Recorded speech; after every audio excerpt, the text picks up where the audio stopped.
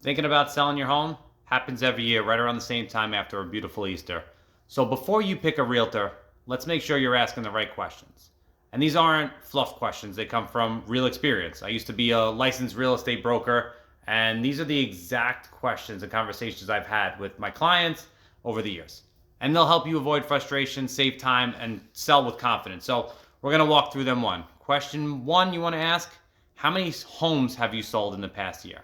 And this one is big because some agents focus mostly on buyers, and that's fine. But when you're selling, you want someone who's a listing specialist, someone who's actively listing and selling homes right now. And why?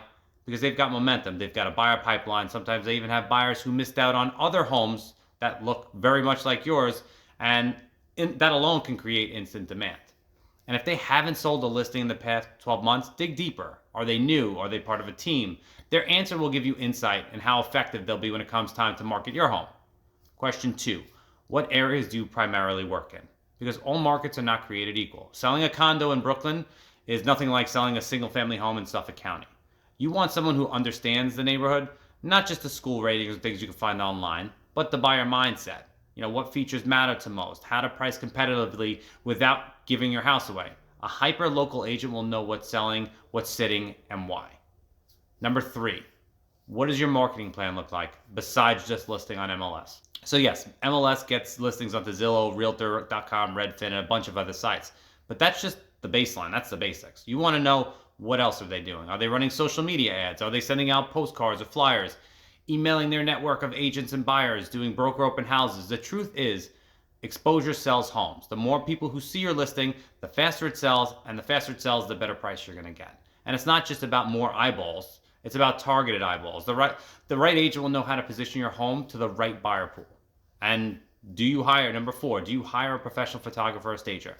And this is such an underrated piece of the puzzle because most buyers will start their home search online. And that means the photos are your first impression. You want crisp, professional photos, not iPhone shots with bad lighting. And if your home is vacant or has some outdated furniture, light staging can make a huge difference here, giving people to imagine the space. So there's drones, there's video walkthroughs. They don't just make your home look good, they get people in the door. And more foot traffic usually means stronger offers. Number five: how do you determine the listing price? So you might not know what your home is worth, and that's okay, but you definitely want to understand how they came up with that number. Are they using recent comps? Are they looking at current competition? Are they pricing aggressively to create a bidding war, or starting high and planning to reduce? Those strategies are very different. And there's a strategy to all of this. A good agent will walk you through the logic, not just throw out a number to make you feel good. And also, if you want to double check what they say, you could always reach out to someone else who you know or could run comps for you. There's always automated things. And are you offering compensation to a buyer's agent? This one's important, especially with the recent changes to commission. Sellers don't have to offer compensation to a buyer's agent anymore, but it's smart, and it's still a smart move. Because if your goal is to attract as many buyers as possible, offering a buyer side commission would definitely help. Because you're incentivizing more agents to bring their clients to see your home. So a great agent's going to update you on how this works with your local market, explain the pros and cons of both, no matter which way you decide. Number seven: will you be my main point of contact? Because last but not least, who's actually handling your sale?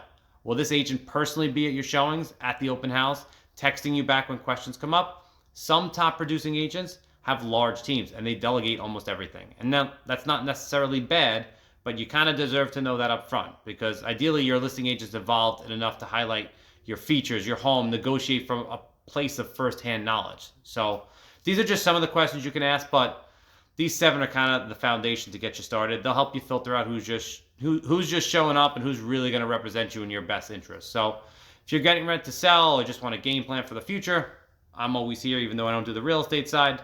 I do the money side. But my experience and my background in this can make sure you go into this with confidence and make a better decision. Have a good one.